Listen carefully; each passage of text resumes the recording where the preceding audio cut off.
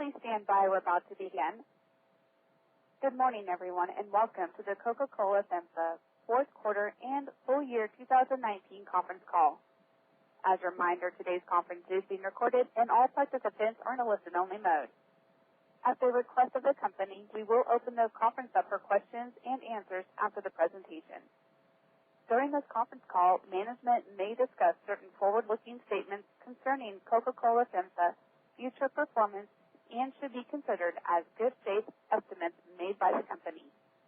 These forward-looking statements reflect management's expectations and are based upon currently available data. Actual results are subject to future events and uncertainties which can materially impact the company's actual performance. At this time, I will now turn the conference over to Mr. John Santamaria, Coca-Cola FEMSA Chief Executive Officer. Please go ahead, Mr. Santamaria. Thank you. Good morning, everyone, and thank you for joining us to discuss our fourth quarter and full year 2019 results.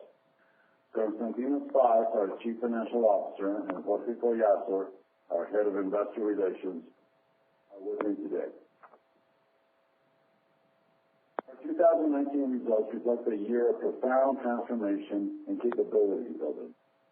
These initiatives played a significant role in our ability to deliver positive full-year results in the face of stronger than expected currency headwinds, challenging operating environments, while also absorbing more than 1 billion pesos of extraordinary charges due to the transformation and functionalization of our operations throughout Coca-Cola FEMSA. Focus on innovation and affordability, coupled with the revenue management initiatives, strengthened our competitive position and allowed us to deliver consistent top-line growth. During the year, we achieved significant benchmarks. For example, we surpassed 1 billion unit cases in Brazil when we include beer. We achieved 100 million unit cases in Guatemala and generated more than 20 billion transactions throughout all of our organization. Moreover, our Mexico, Brazil, and Guatemala operations were each awarded first place in point-of-sale execution by the Coca-Cola Company. These results reflect our relentless focus on ensuring that each of our customers is served with the excellence across all our territories. Finally, as part of our disciplined approach to capital allocation, we have decided to increase our dividend by 37% compared to previous year. I will now move on to discuss our fourth quarter results. Our top line grew 3.1%, driven mainly by volume growth in Brazil, Central America, and Colombia, coupled with pricing initiatives across our operations. These factors are partially offset by unfavorable currency translations for most of our operating currencies. On a comparable basis, our top line would have increased 10%. Our operating income decline of 13.2% during the quarter was driven mainly by our temporary decision to suspend tax credits in Brazil related to the concentrate purchases from the Manaus Free Trade Zone. This decline also resulted from higher concentrate costs in Mexico, an increase in our dollarized raw materials driven by the depreciation of most of our operating currencies, and higher operating expenses. These factors are partially offset by a stable sweetening environment and declining pet costs. Below the operating line, other non-operating expenses registered an impairment of 948 million pesos in our Estrella Azul dairy joint venture in Panama. Impairment also drove a higher effective tax rate during the quarter. Consequently, our controlling net income for the fourth quarter decreased as compared with the previous year, which included the results of the Philippines as a discontinued operation. As I previously mentioned, in Brazil we are taking a conservative approach with regards to tax credits on concentrate. As a result, we have temporarily decided to suspend such tax credits. This decision affects our conservative profile. This decision reflects our conservative profile and comes after conducting a thorough analysis. As dynamic as the tax matters are in Brazil, we may use said tax benefits credits in the future.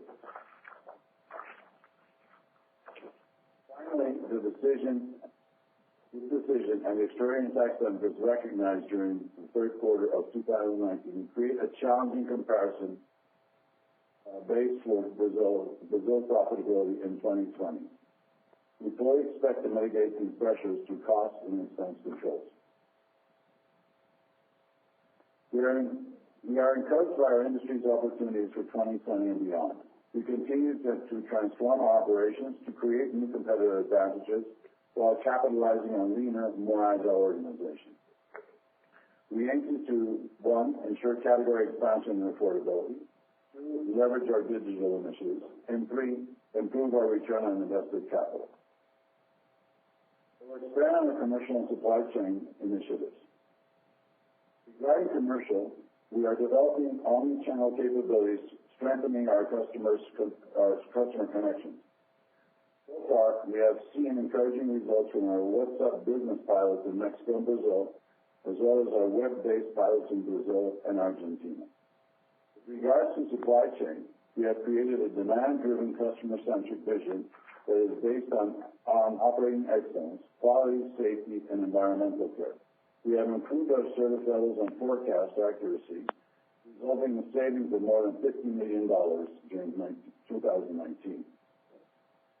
Importantly, these strategies are only part of our effort to create an end-to-end digital ecosystem that enables cost transformation. As we enter 2020, we are rolling out a set of strategies designed to capture long-term growth opportunities while successfully navigating short-term dynamics across our markets. In Mexico, we aim to continue expanding consumer affordability and immediate consumption by capitalizing on successful rollout of our 235 ml returnable glass bottle at the 5 peso price point, and by reinforcing our market price points in the 20, 25, and 30 peso range. We intend to continue strengthening our competitive position in our flavored sparkling category by leveraging our successful expansion of our Mundet flavors across all the Mundet brands, coupled with the launch of a new bottle, a universal bottle, which will allow us to fill the product of choice and the category of choice.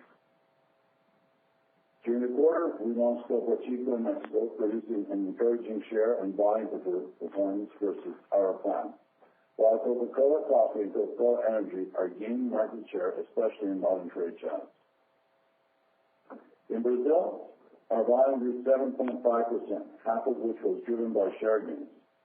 For 2020, we continue to expect positive performance by leveraging on returnable presentations, the continuous growth of Coca-Cola Sin Azúcar, and our ability to granularly segment our consumers. In addition, we will keep expanding on our first-mover advantage in digital channels, as well as our omni-channel capabilities. In Colombia, we focus on fundamentals, setting strong foundations to return to profitable growth.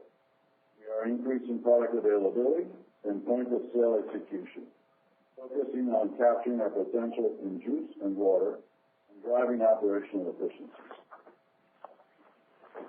Importantly, we continue to adapt to Argentina's challenging environment. We have proof points of what works, and as such, we are expanding affordability in colas and flavors while improving the profitability in our water and juice portfolio. These initiatives, coupled with our relentless consumer focus, will remain key drivers in achieving top-line growth during 2020. Moving on to Central America, in Guatemala, we are gaining share and increasing our cooler coverage. In Costa Rica, we are reducing our cost to serve by reorganizing our route-to-market systems, while in Nicaragua and Panama, we are increasing the availability of returnable presentations, allowing us to improve our competitive position. 2019 also marked the seamless consolidation of our operations in Guatemala and Uruguay. We were able to achieve greater than expected synergies and improve volumes and margins in both territories, driven by increased production efficiencies, a strengthened portfolio, and route to market initiatives. From consolidation to date, savings from these acquisitions have reached more than the $25 million mark. As we announced on October 31st, the tribunal in charge of the arbitration regarding Heineken distribution in Brazil ruled in favor of the Coca-Cola system, confirming that the distribution agreement shall continue in full force and in effect until March 2022. Consistent with our disciplined approach to capital allocation and commitment to generating shareholder value, our board of directors agreed to propose to the annual shareholder meeting an ordinary dividend of 4.86 pesos per unit. This proposal represents an increase of 37% versus the previous year, reflecting the strength of our free cash flow generation and our confidence in Coca-Cola FEMSA's solid financial position. As we have previously discussed, we performed a deep and thorough analysis of our company's capital allocation strategy, cash flow generation, and leverage profile. We are encouraged to continue to be in the position that allows us to return excess cash to our shareholders without compromising any of our company's financial position or flexibility to pursue future acquisitions. We continue to position our company as a resilient, disciplined, and committed business platform that enables us to consistently deliver economic, environmental, and social value for all stakeholders. With that, I will now ask Constantino to take over the conversation. Thank you, John. As always, I would like to start by thanking you for your interest in our company. In our earnings release issued earlier today, you will find certain information presented as comparable, a metric to describe our business's performance, excluding certain effects that affect the comparability of our fourth quarter and full year results. As John already reviewed our fourth quarter performance, I will summarize our full year results that reflect our positive underlying operating performance. Our total sales volume increased 1.4% to 3.37 billion unit cases, with transactions outperforming volumes growing 2.5% to 2.2 billion. Total revenues grew 6.7% to 194.5 billion Mexican pesos, while comparable revenues grew 10.8%.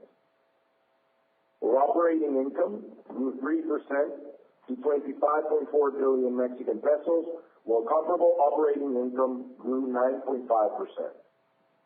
Our operating cash flow grew 4.8% to 37.1 billion pesos, while comparable operating cash flow grew 9.8%.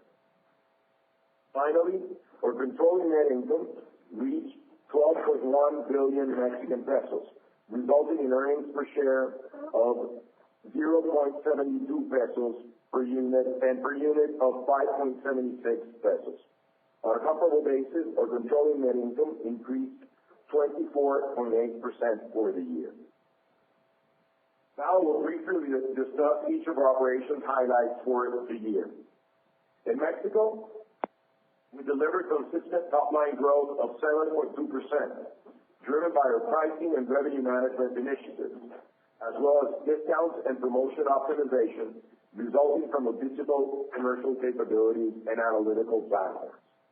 In the face of uncertain consumer landscape, our focus on affordability and single-serve initiatives have enabled us to reverse our unfavorable price mix trend. Our reinforced competitive position and point-of-sale execution underscore our ability to adapt to uncertain conditions while maintaining our customer and consumer focus. In Central America, our continuous top-line growth was driven mainly by the strong performance of our existing and recently acquired Guatemalan territories, as well as pricing initiatives across all of our markets. As a result, our Mexico and Central American division top line increased a very solid 9.1%. Moreover, our focus on operational efficiency had enabled us to generate an operating income growth of 11.8%. Despite concentrate cost increases in Mexico, the extraordinary impact of restructuring severances, and higher labor and maintenance expenses. Moving on to the South American division, our top-line results were driven mainly by our Brazilian operations' 7.5% volume growth. This outstanding performance was partially offset by the challenging environment we faced in Argentina. As a result, our division volume grew 2.9% during 2019. We understand that affordability is key to Brazil's recovery, so we adopted our portfolio accordingly, resulting in volume, transaction, and share increases across most of our beverage categories. In the face of external challenges in the form of tax credit reductions and a weaker than expected Brazilian real, we continue to focus on the factors within our control, streamlining our costs, strengthening our route to market, and capitalizing on our digital commercial capabilities to continue strengthening our operations to capture future growth. In Colombia, our volume declined 2.2% during the year, mostly reflecting a complicated start of the year. However, we focused on optimizing our portfolio through affordability strategies while leveraging our restructuring efforts to create a much leaner operation fit for capturing encouraging growth opportunities that we have in that particular market. Our Argentina operation faced the market's toughest environment, driven by inflation and currency devaluation. In this environment, we focused on our consumer-centric portfolio initiatives, coupled with our ability to control costs and expenses. For 2020, we're encouraged that we have the right initiatives in place to recover a path to sustainable top-line growth. Finally, in Uruguay, we capitalized our outstanding supply chain and commercial opportunities to improve our profitability while strengthening our competitive position. As we move into 2020, we will continue to focus on category expansion and operational savings in order to deliver greater value from this promising territory that we have recently acquired. In summary, South American division top line grew 3.7%, driven mainly by the strong performance of Brazil and the one-time income related to tax benefits recognized during the third quarter. Our reported operating cash flow decreased 2.5%, resulting in an operating cash flow margin of 17.2%. Our division's main profitability headwinds were, one, the higher concentrate costs in Brazil, related to the reduction of tax credits on concentrate, coupled with our temporary decision to suspend such tax credits. Top-line decline in Argentina, as we already mentioned, and the depreciation of the average exchange rate of most of our operating currencies, mainly the Argentine peso, as applied to our U.S. dollar-denominated raw material costs. Finally, our restructuring costs related to our Beautiful Growth efficiency program. Excluding Argentina and the currency translation effects, our comparable operating cash flow would have increased 10.7%, leading to an operating cash flow margin contraction of approximately 60 basis points. Moving on to the financial results for 2019, our financing expenses net reported a reduction of 13.6%, resulting from a decline in interest expense net driven mainly by debt reduction during the year. In addition, our foreign exchange loss increased by 19%, while our market value loss on financial instruments declined by 8% as compared with the previous year. These factors resulted in a 12.6% reduction in our comprehensive financing results for 2019. Finally, I will provide you with an update of our successful debt refinancing strategies.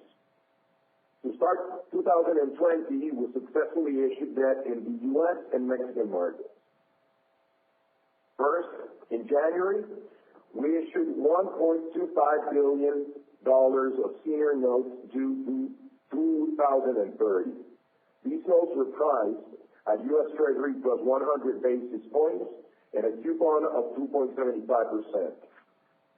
Lower than Mexico's most recent sovereign issues, highlighting Coca-Cola FEMSA's financial discipline and strong credit profile.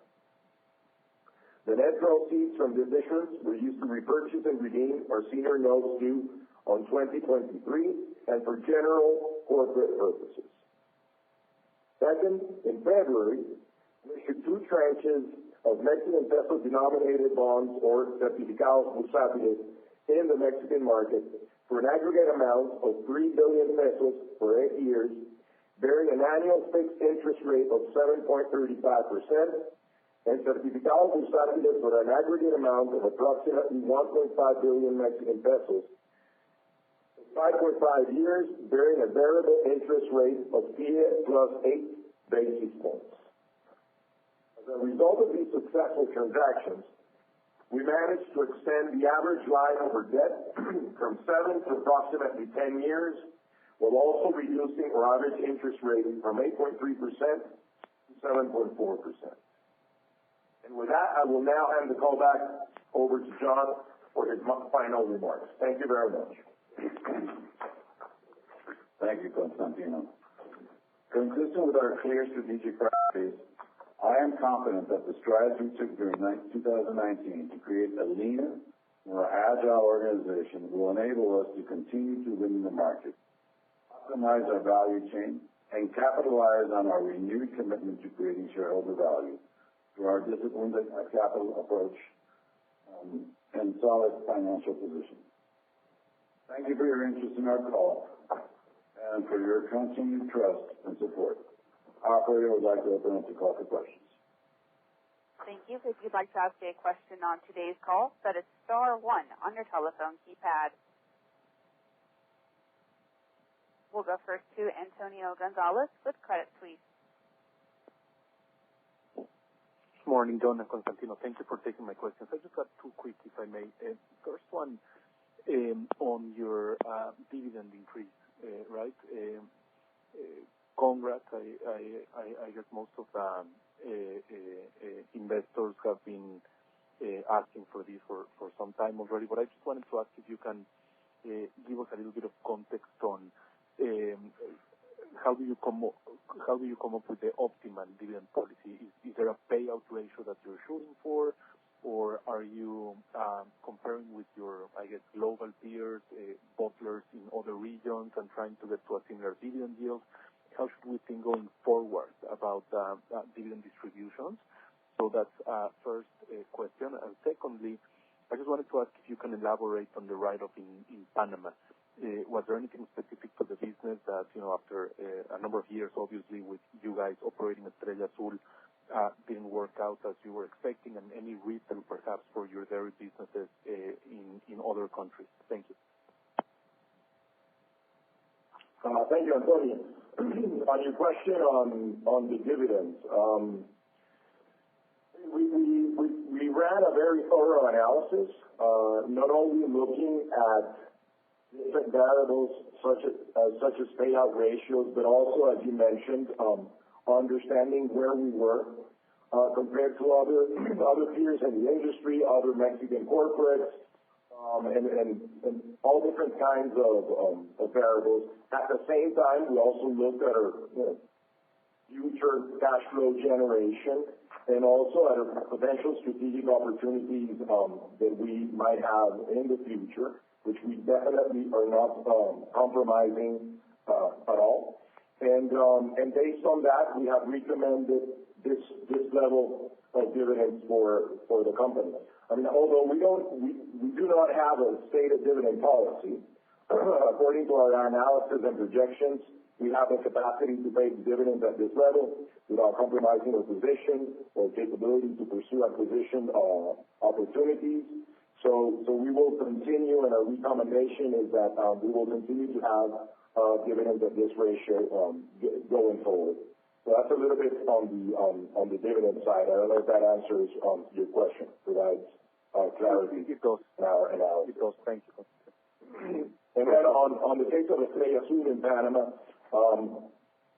although this is a small operation for us in a JV in a sector that we are constantly learning from, well, definitely does not come without any challenges.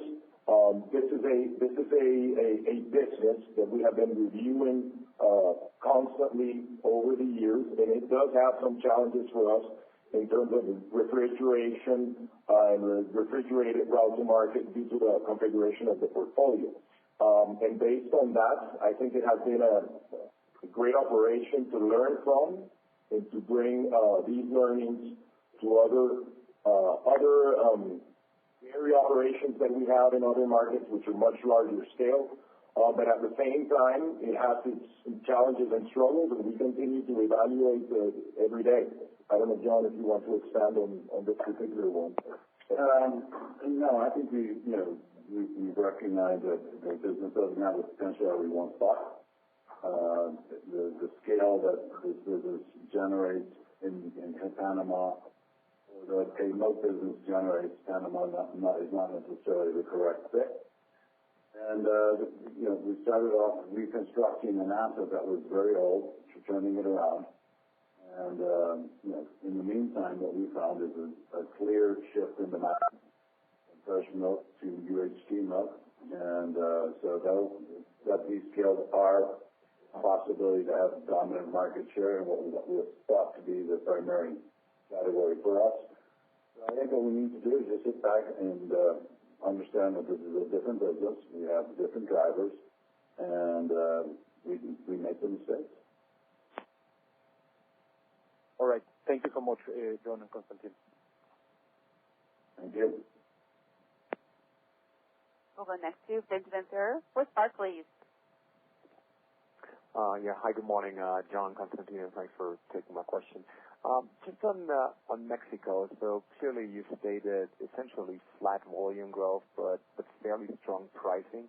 So I was wondering if you could elaborate a little bit on the headwinds you've been seeing within COGS and SG&A, which ultimately resulted in operating income not growing as much as top line, despite having had very successful pricing strategies implemented in Mexico, and what is your expectation for 2020, considering that there's, call it, a muted expectation for economic growth? So how do you think about volume for 2020 and pricing in Mexico and your potential to continue doing what you've been doing on the pricing strategies and around the way of affordability, which you highlighted in your prepared remarks? And then I have one quick follow-up.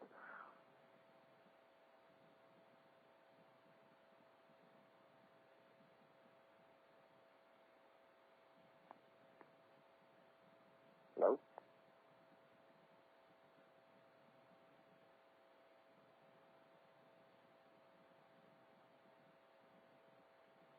You guys there?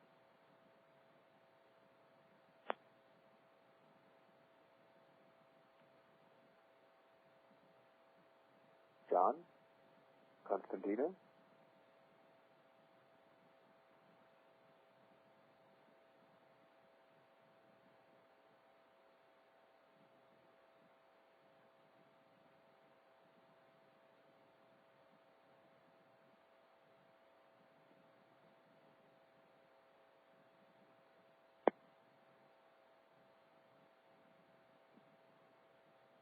Operator, is there an issue with their line? The line is still connected. And the line of the company, because I can't hear them?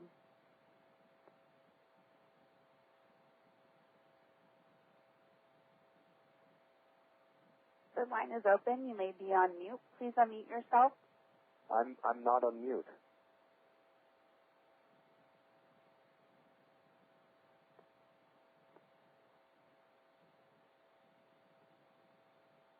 Please stand by.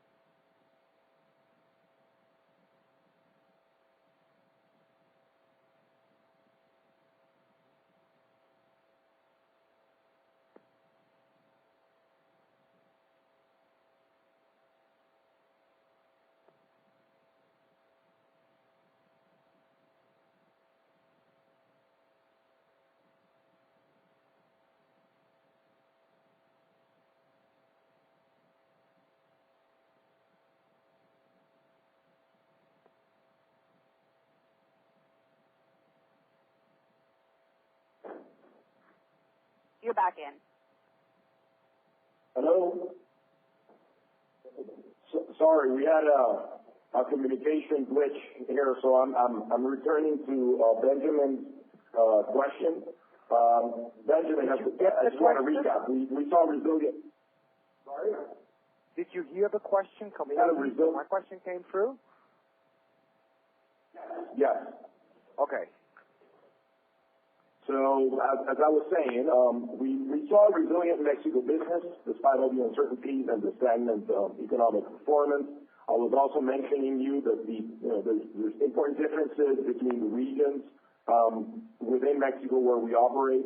The South, where we believe there is important potential going forward, continue to be weak with economic indicators lagging in states like Tabasco, Chiapas, Oaxaca, and Guerrero. However, we have good expectations of these territories going forward.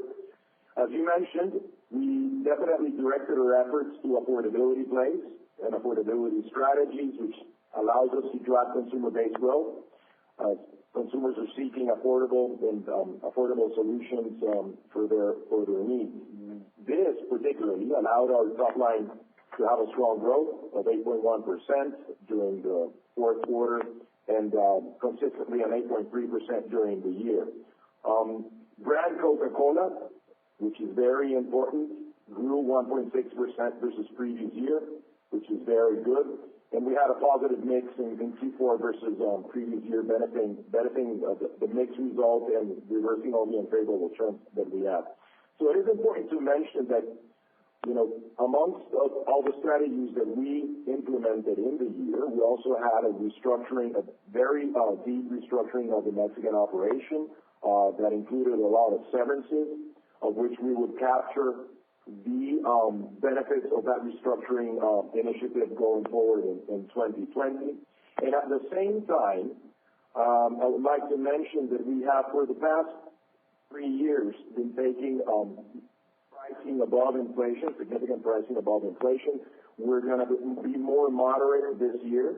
Our pricing, due to the economic situation in Mexico and to our revenue management analysis, will be much more in line with inflation, and that combined with the affordability plays and the returnable solutions that we have put forward to the consumer, we believe are going to be very positive and start to gain traction volume-wise in this particular market. There's one particular initiative around the flavor category, flavor sparkling category, which is key for us going forward, which is the introduction of a universal returnable bottle. This means that you will have the versatility to interchange different flavors and the Coca-Cola brand in one bottle and the multi-serve presentations, which definitely reduces the barrier of entry for the consumer and for the retail in this particular packaging, which is key to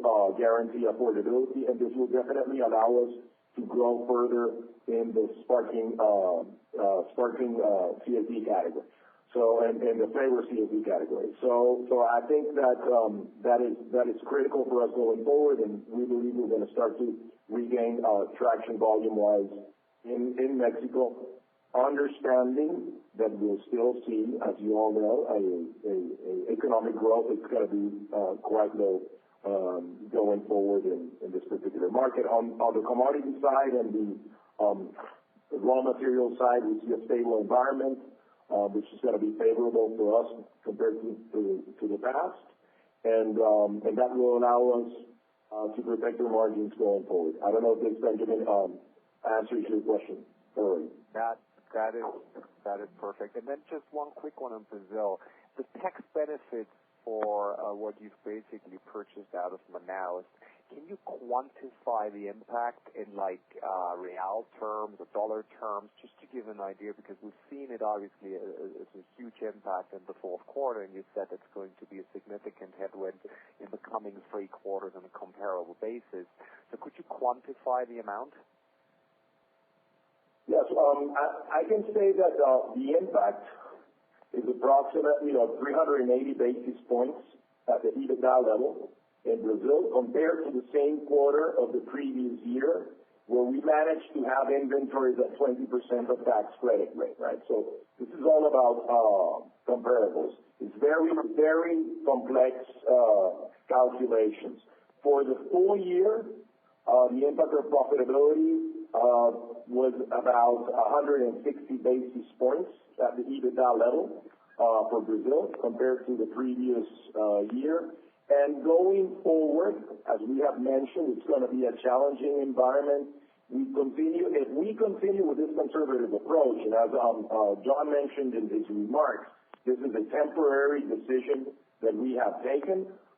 If we continue with this conservative approach going forward, it would be approximately 100 basis points at the EBITDA level compared to 2019. It would take the most conservative stance, and we hope for it throughout the year. However, once more, this is a temporary decision that we have made based on our judgment and analysis. And at the same time, what we want is the operation to focus exclusively on operating the business and getting the business with biggest potential without thinking about the tax complexities of the Brazilian business and environment. I don't know if that provides guidance for you. Yeah. That's perfect. Thank you very much. Other questions? Yes, we'll go next to Felipe Ucros with Scotiabank. Yes, good morning, and thanks for the space for questions. I had a very quick one. One of my other questions about Mexico was asked, but I wanted to see if you guys had any updates on the pilots that you were conducting with alcoholic beverages in Brazil. Sure. Our pilots continue. I mean, so far as a pilot by nature is designed, it's all about providing us with learnings on how to deal with a integrated beverage platform. And so far these pilots are going according to plans. As we have stated before, these are limited to some regions or some cities as of today. And so far, we're doing significant progress along these lines. Great to hear. And any chance that you can give us any detail on what type of alcoholic beverages you're experimenting with? Oh yeah, we're experimenting, and we have stated it before. We're experimenting with spirits. I would say mainstream portfolio spirits in different types of SKUs, not only regular 750 ml type of bottles, but also small packages in different categories within the spirit industry, which have a higher affinity to our commercial platform and the type of outlets that we regularly call today with our non-alcoholic and beer portfolio currently. So in some of these outlets, we're calling the customers with a fully integrated beverage platform that spans from spirits all the way to non-alcoholic beverages. Great to hear. And any focus on channels? Are you doing this primarily in the traditional channel, or is it across channels? Well, we're running pilots across different channels, evidently mainly traditional trade and also on-premise channels. Great, that's fantastic. And with different profiles, right? So we're more mainstream, and also we're thinking about calling on some premium outlets too, which is a very different portfolio going forward. But as I said, these are pilots, and we're fine-tuning a value proposition and a route-to-market proposal in order to optimize these type of value propositions for customers and consumers. Great news. Thanks a lot for the call. Thank you. Thank you very much. We'll go next to Fernando Olvera with Bank of America. Hi. Good morning, everyone. Thanks for taking my questions. My first one is related to cost. And if you can comment about your cost outlook this year in all the regions, and mainly about the potential increase again on concentrate prices in Mexico And also, if you can share an update regarding your hedges. Okay. As you know, we're still in a period of concentrate price increases in Mexico that started in July 2017 and was agreed for 3 years of gradual increase. This ends in June 2020. So as we approach the end of this adjustment period, we continue. We have ongoing conversations with the Coca-Cola Company in order to assess different variables, the status of the business, and the implications regarding concentrate prices for Mexico. So on that specific question, that is the status and the outlook. In terms of other costs and variable costs and materials, we have a very stable raw material outlook for the year. PET, sugar, and other materials seem to be in a very stable environment going forward. In terms of hedges, we have Mexico already covered at 60%, Brazil around 20%. As you understand, the Brazilian real has been under a lot of pressure right now, and we believe there's a possibility for a appreciation in Brazil. So we're taking a much more conservative stance in terms of hedges for Brazil. Colombia, we're around 50%, between 40 and 50%. Argentina, in the low 30%, and Uruguay, we've hedged around 50% of our needs going forward. That's in general terms. I don't know if you have any other questions, or this is good enough to provide you guidance. No, thank you so much. I just have one more question very quickly regarding the new labeling in Mexico. I was wondering if you have any update regarding the limits of the warning so far, and when do you think it will be implemented? Thank you. I think it's too early to assess the impacts. The labeling law has not been published yet, and as such, there is no official date for implementation. We don't expect the full implementation of this during 2020, and as it has always been the case with Coca-Cola FEMSA, we're committed and in favor of a clear labeling that provides their consumers with information to make their consumption decisions based on their lifestyles and needs. And we will be, observant of what happens and very close to the dynamic around the labeling law. I don't know, John, if you want to compliment on that. I think that's accurate, and I also believe that the food and beverage industries are getting together to put it in injunctions on pilots, as they call them over here, to impugn the process of how it was taken, how the decisions were arrived at. So I think we're going to see a little bit of litigiousness going on for some period of time, making it a little bit murky, and that would extend the time. Expect to have a legal period in there that makes it a little bit more uncertain, and it will also bode well for extending the timing of such labeling coming up. Okay, great. Thank you. Thank you. We'll go next to Luca Tapia with Goldman Sachs. Hi, good morning, John Constantino. Thanks for taking the question. I'll start with a follow-up on the comments about the labeling.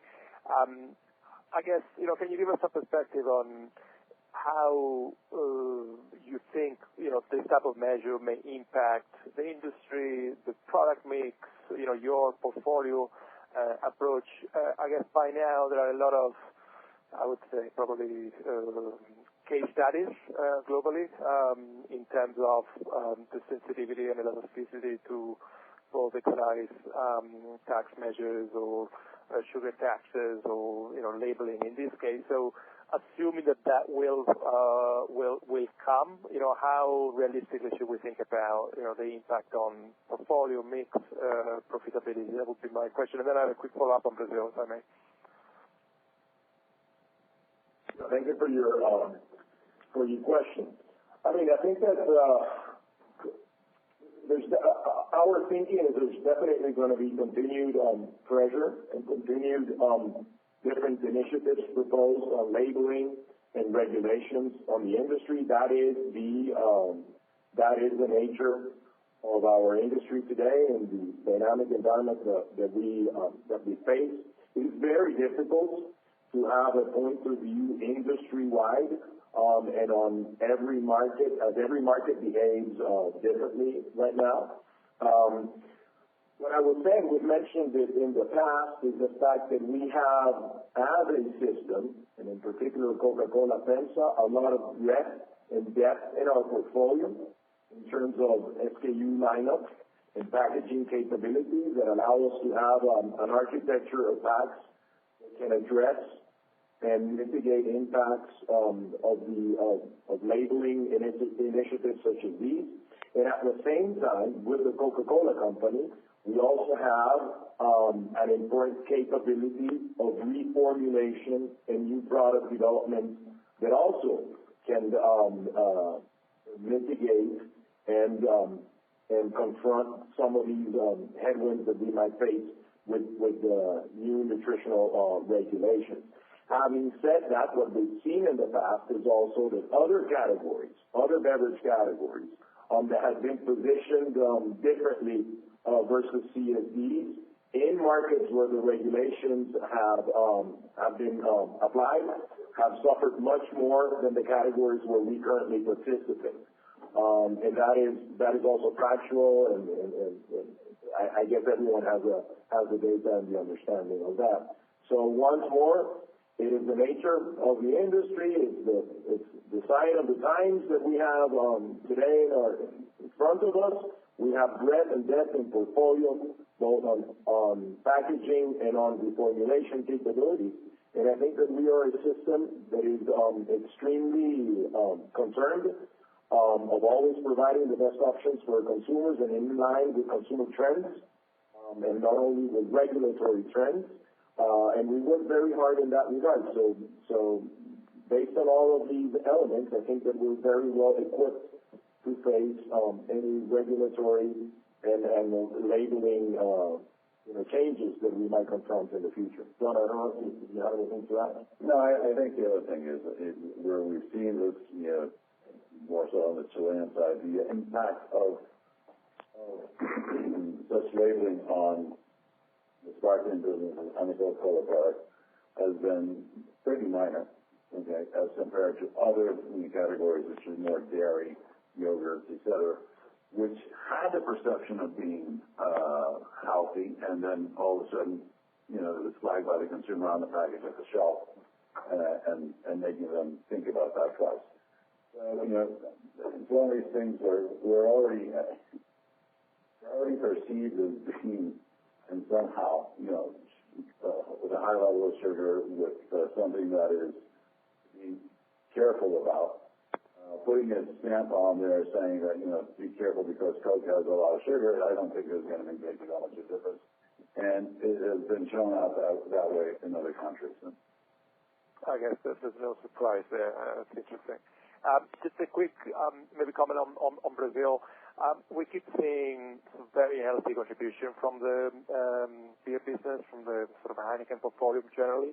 Obviously, we've been through interesting couple of years with that relationship, and I wonder if you can share any comments on how, given that now there's been a resolution, given that there is some visibility, how do you think that will play out for the next 2 years, and whether there's still some degree of dialogue on whether the final solution is the one that sort of the calendar would suggest, or because again, looking from the outside, looking from the data and from the volume, it seems to be working pretty well for both parties. So I can still get my head around on what's the upside here of separating or breaking something that's working well.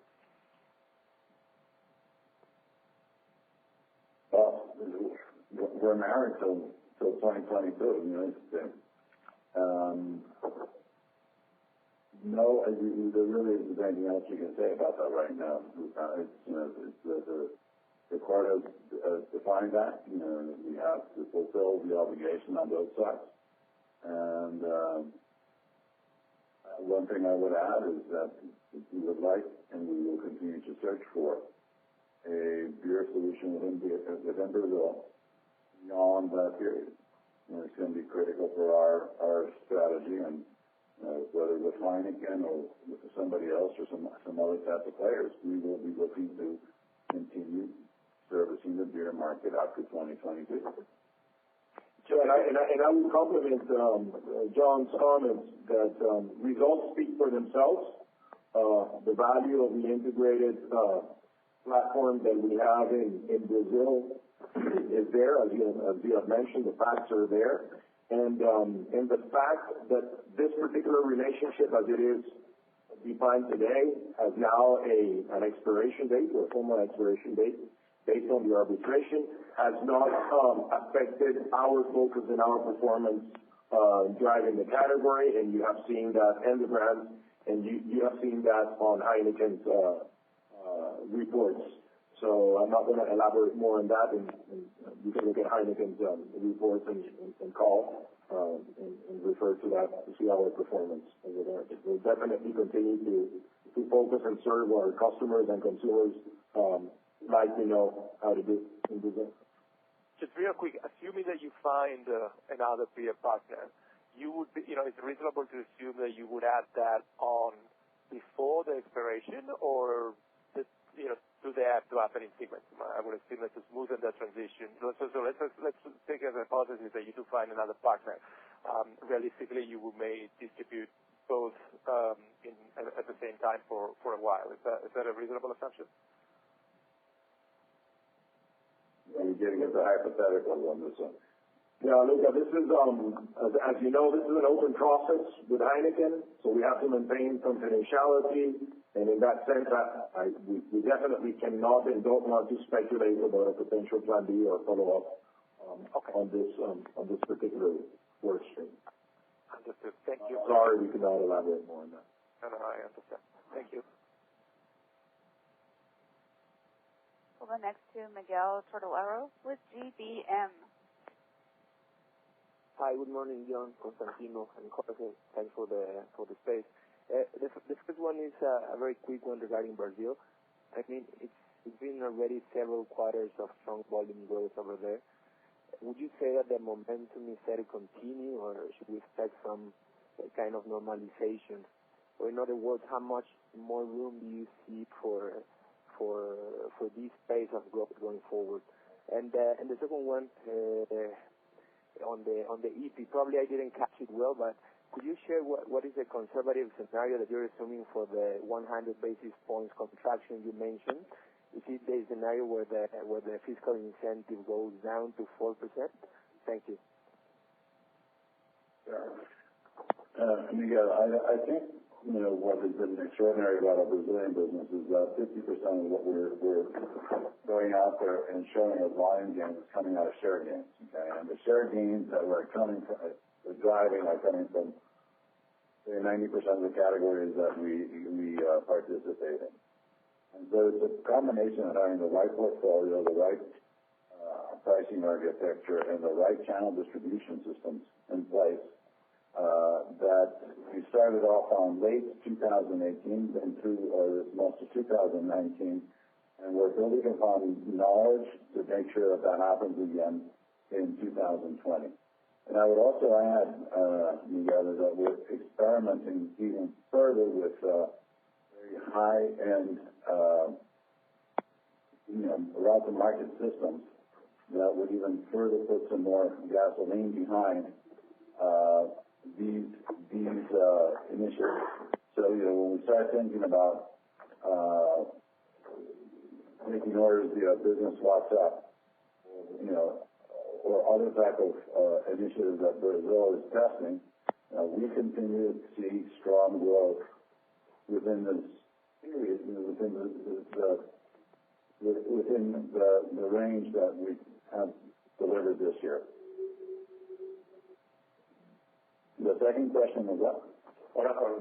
On IPI, here again, what our conservative stance is, we're assuming zero IPI tax credits for the time being as a management decision for the business in Brazil. And we will continue to evaluate this day to day, and we might change our point of view in the future. But for the time being, we're assuming that that stands. That is very clear. Thank you very much. At this time, there are no If further there are questions. no other questions, I'm going to hand it over to John for his final remarks. Thank you. In closing. Well, thank you for your confidence and interest in Coca-Cola FEMSA. As always, our team is available to answer any of your remaining questions. I appreciate you having time with us this morning, and we'll be seeing you soon. Goodbye. This does conclude today's conference. We thank you for your participation.